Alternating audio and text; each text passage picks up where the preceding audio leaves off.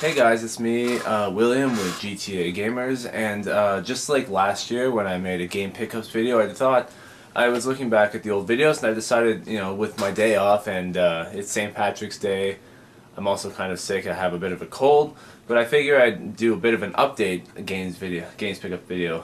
And surprisingly, over the last year and a bit, I haven't picked up as many games as I thought I would.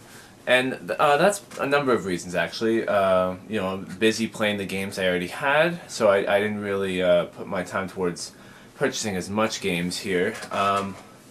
Money was also a problem. Was working a lot more. Had my time put on other things during the last year. School, I'm in my last year of college as well, so those were some other factors. But in the last, let's say, from June 2012 to March 2013, I picked up 10 games. And nothing too old. If you can remember my last video, I kind of had a wider variety of, games for which systems I purchased. There isn't many big surprises out there. We have a few PlayStation 2 games. We have a Wii game and Xbox 360 games. That's pretty much the extent of what we've got so far. So why don't we start with the one with the lowest common denominator, which is our Wii game, which is the archive edition of Resident Evil, which I purchased at an EB Games in Milton a few months ago. Practically on a whim, actually. I was in the store and I wasn't necessarily looking for anything that day. I came across this sitting in one of those small places where they have kind of used recycled games.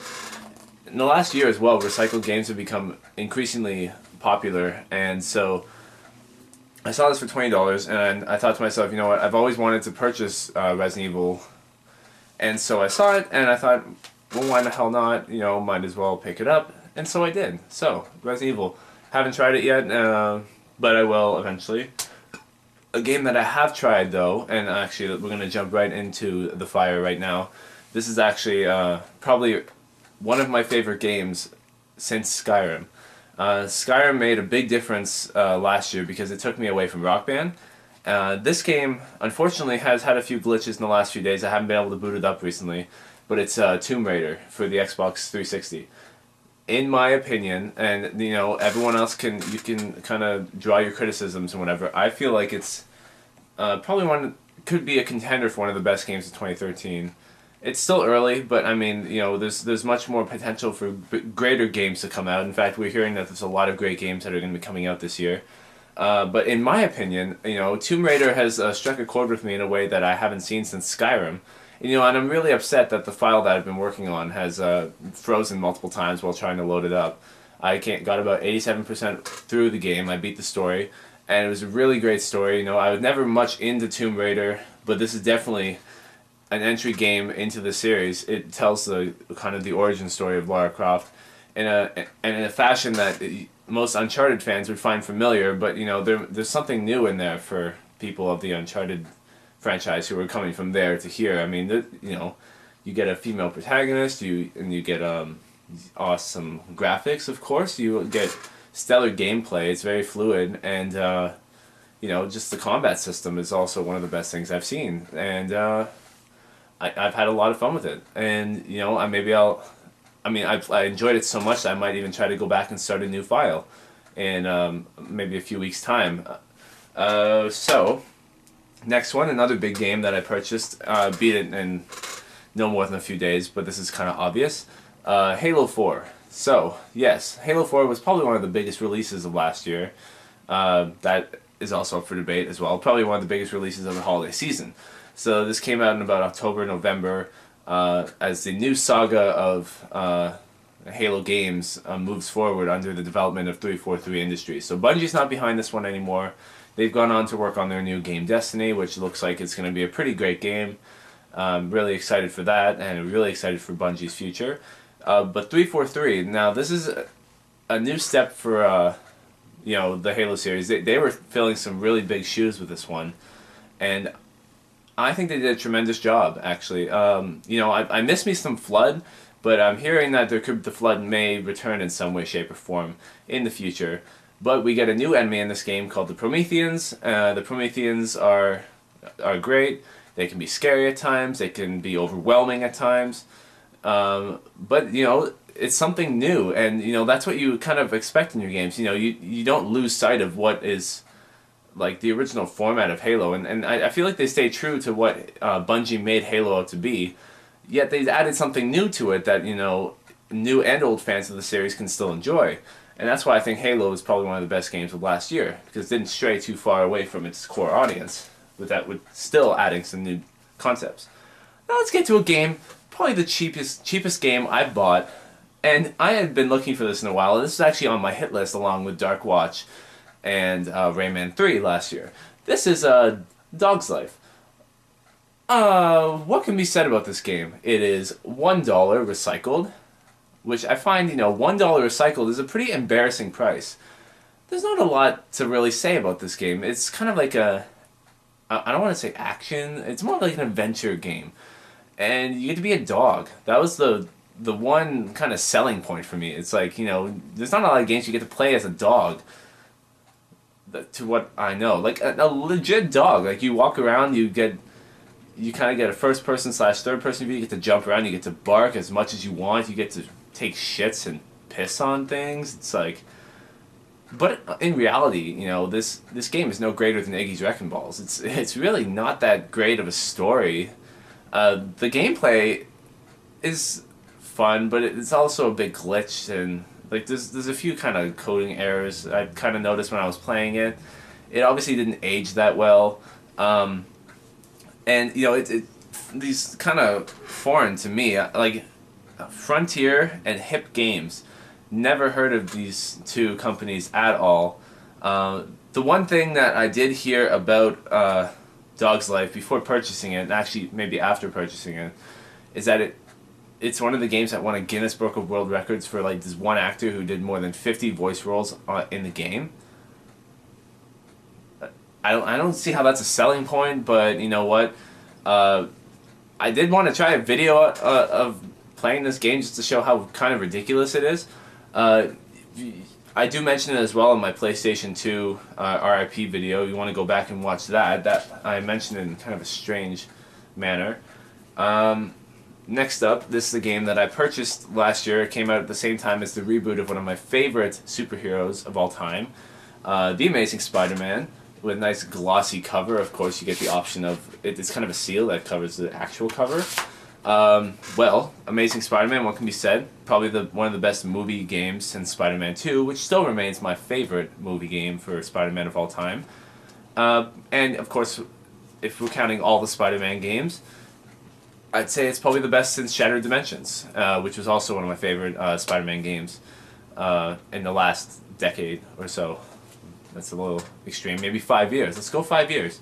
So of course it's a movie game, but it takes place after the movie. Released, I believe, a day before the movie, or the day of the movie. So you really had to go see the movie first before you get your hands on the game. Problem was, I played the game first because I was going to do a Let's Play. I was going to do a quick-ass Let's Play and go through the game, which my Let's Play ended up being glitchy as hell. The video and audio got a bit laggy, so it wasn't really the greatest Let's Play I've done. And it was the longest, it was one of the longest I did, and it was a very time-consuming Let's Play, and I really could have just gotten away with doing quick videos.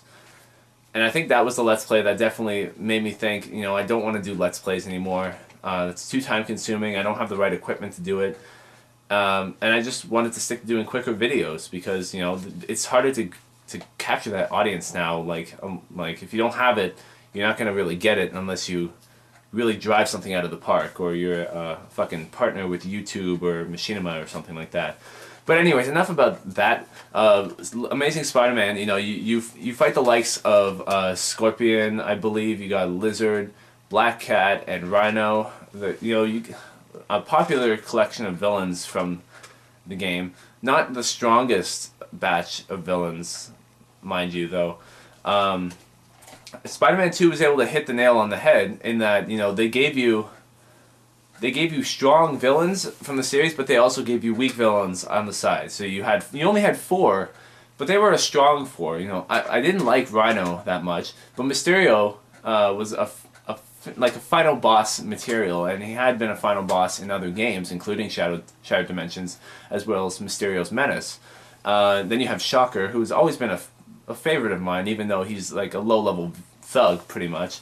He's not even mentioned. There's a Spider-Man book I have in my closet over here that's got, over the years, the types of villains that Spider-Man's faced since the 60s when he came out, and Shocker's not even mentioned in it, which is really sad because he's a much cooler villain than people are.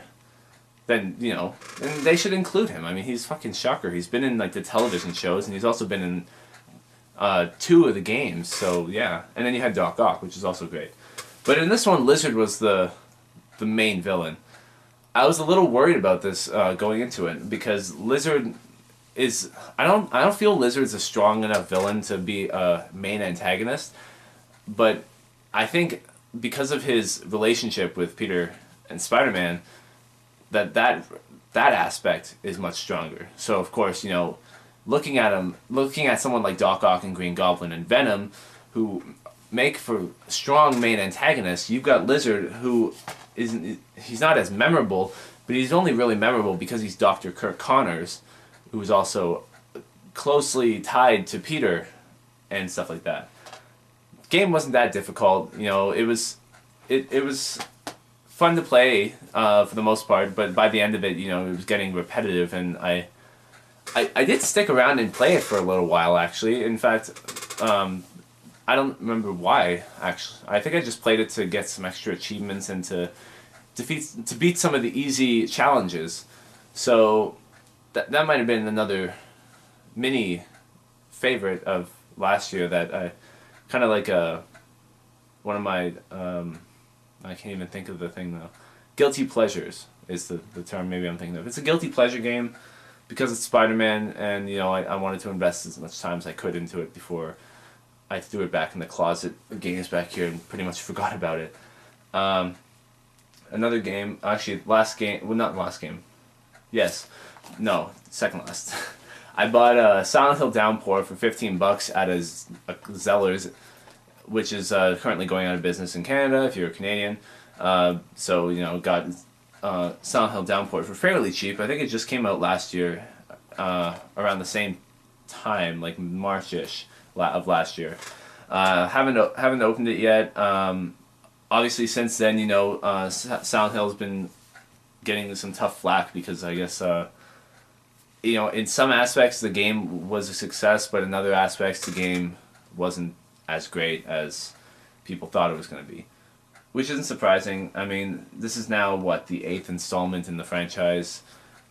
It's almost begging for a reboot, but, and it also, you know, there was noticeable changes in the game, too.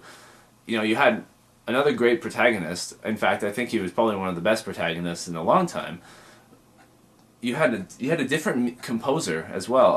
Akira Yamamoto, or whatever the fuck his name is, wasn't doing it anymore. In fact, they got this other guy who did the soundtrack for Dexter. I have yet to put my hands sexually all over this game, but when I do, you know, reviews will be coming. Hopefully I will be able to beat this game, because I know I got stuck at Homecoming. Never went back to that game, which I kind of regret, because I did kind of enjoy Homecoming for the short amount of time that I did play it for. So that's that one. I've got receipts that are still kind of tied to these, which I really haven't touched these games in a while, but whatever. Let's go into...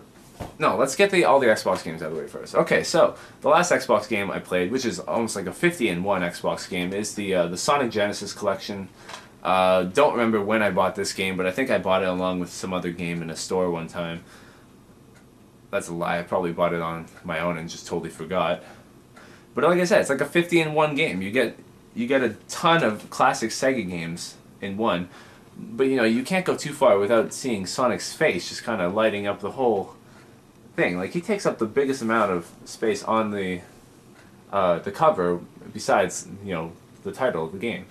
So of course, you know, I played Sonic 1, I played Sonic CD, I played, I tried Kid Chameleon out, I believe, and I didn't finish that. And then the last game I remember playing was Echo the Dolphin, which that was a fucking weird game in itself. It was, about a dolphin. Not really sure what else, but it's a really creepy game. And I kind of want to get back into it though. I was having a lot of fun with it. Like when I don't know, dolphins are cool, I guess. Now we have 3 PlayStation games, which are actually, besides Tomb Raider, I think the most recent purchases I got, and I got them all at ANC Games, which is, I recommend if you are in Toronto, because ANC Games has all your classic games, and it's like, if you got a game that's on your hit list and you've been wanting to buy something for the longest time, you go to ANC Games and they've got shelves and shelves of games. Fuck, so many games. So the first one, which I popped in just this morning because I thought, fuck it, we'll do it live. Splinter Cell Pandora Tomorrow. So now, thanks to the purchase of this, I can now go through Splinter Cell, my Splinter Cell epic journey, and like I've mentioned in my video last year when I had showed Double Agent, I have Splinter Cell 1, I had Chaos Theory, and I had Conviction. Beat the first and the last game, and I was going to kind of progress towards the middle, so Chaos Theory, Double Agent sort of territory. But now that I have Pandora Tomorrow, I can literally go Pandora Tomorrow, Chaos Theory, Double Agent, and whatever else is, I don't even care about the PlayStation portable games. I'm sure they count as, part extra to the series, but I'm not into the PlayStation portable, nor am I into the Vita at this point. So far, I played 2 levels of Pandora Tomorrow. It's just like old times, because I beat Splinter Cell last year in June, in fact, actually, right after I uploaded that Game Pickups video. Splinter Cell was one of the first games I did right after Shadows of the Damned, and I believe Rayman 3, which are the 2 games I beat. And so, I'm going to work my way through this one, and maybe on the side, I might try starting up Final Fantasy 1 on the PS1, which I was thinking about when I saw it, and I thought, okay, that game's been there for a while as well, might go pop that one in, or Resident Evil Survivor. They've been waiting, and they want to play. Next up, it's a game series, and this is something you have to know about me. I tend to miss a lot of popular game series franchises over the years. More recently, I have not touched an Assassin's Creed game. I have not touched an Uncharted game. And that's just something I regret heavily, because then it's like I'm missing out on an important conversation I could be having with my friends who are actually playing those games and enjoying them. Gears of War I'm not touching because I don't fucking give a shit about Gears of War. But this is a popular franchise on the PlayStation 2, Ratchet and Clank.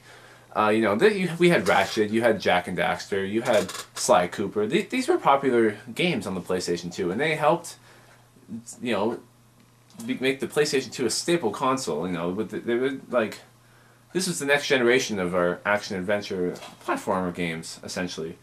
And so I decided, okay, Ratchet and Clank, never touched a Ratchet and Clank game, Clank. Never touched a Ratchet and Clank game in my life. Why don't I go back to the first one, see what it's like?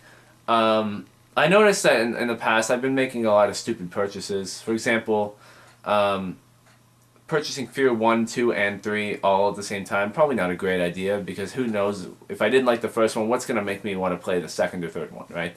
And so, I thought, play it safe, start at number 1, ANC Games, will be there, so if they have to go to the second game, which I think was Going Commando, then I can go and get that one, and Up Your Arsenal, which I believe is the third one. If I'm missing anything, let me know. Because I think they're going back to Ratchet and Clank too. I think they're making some new games, so who knows? Maybe I'll catch up. Finally, one of my top 5 games, as you all know, was Shadow of the Colossus. If you go look on my staff page, I believe it's number 4 or number 3. Shadow of the Colossus is a very emotional journey. It's probably one of the best games I've played in the last 10 years. So I purchased its direct sequel, or essentially the game that came out before it, which was Ico. I didn't bother purchasing the HD collection because I've seen a lot of problems with HD collections that came out. Why not go right back to the original source? And like I mentioned, since ANC Games is very conveniently close, why don't I just go and purchase it there? I think I got it for $35. It wasn't mint, but it doesn't matter as long as the game plays, right? So Ico, it's a story about a boy who's got to escort this girl through this like barren land and it's filled with soldiers and shit like that. Essentially takes place after Shadow of the Colossus. So I feel like I'm really going to enjoy this game. I'm actually quite excited to pop it in sometime in the near future because I think it's going to be great. It just seems like one of those games that ages very well, unlike some other games that I've played in the past, including Rayman 3 and Condemned more recently, which I did not enjoy Condemned as much as I thought I would, which is really upsetting because, Condemned, I hear was a really great game, and it didn't sell it for me. I just didn't enjoy it that much. So, that was my 10 games I purchased in the last year. Thank you so much for tuning in. So for more blog and news content, and also to find our regular Stardust Drive podcast, you can visit us online at gta-gamers.org. If you want to check us out and give us a like on Facebook, we have a Facebook fan page, we're GTA Gamers. On YouTube, where you can catch the highlights from our Stardust Drive podcast, as well as any update videos and perhaps some video content from video games, you can check us out at GTA Gamers channel.